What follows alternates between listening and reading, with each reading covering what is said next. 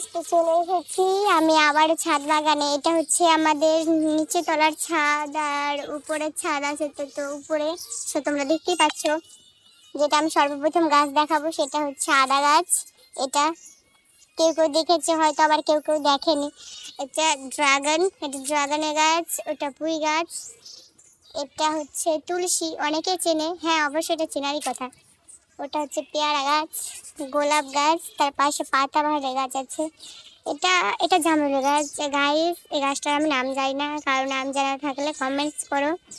আর ওইখানে একটা বড় আমাদের ডালিমের গাছ আছে, ডালিম ধরেছে, আমি দেখাচ্ছি।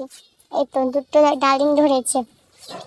কুমড়ো গাছ, আর আমি নাম বলতে পারছি না, একসাথে অতগুলো নাম বলা সম্ভব না। ওখানেও কতগুলো ডালিম ধরেছে গাইস, দেখো ওখানে। এবার তোমাদেরকে আমি উপরে ছাদে গিয়ে দেখাবো কি কি গাছ আছে না আছে। তো এবার আমি উপরে যাব, গিয়ে দেখাবো।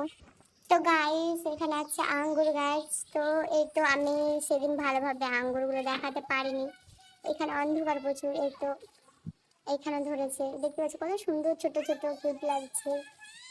এইখানে এই তো এখানে কত সুন্দর লাগছে। ওইখানে তো আঙ্গুরের গাছটা তোমাদেরকে দেখাচ্ছি। তো আজকের মতো ব্লগটা এইখানে শেষ করছি। ভিডিওটা ভালো লাগলে অবশ্যই অবশ্যই শেয়ার, কমেন্ট, সাবস্ক্রাইব করো এবং আমার পাশে থেকো তোমরা। টাটা।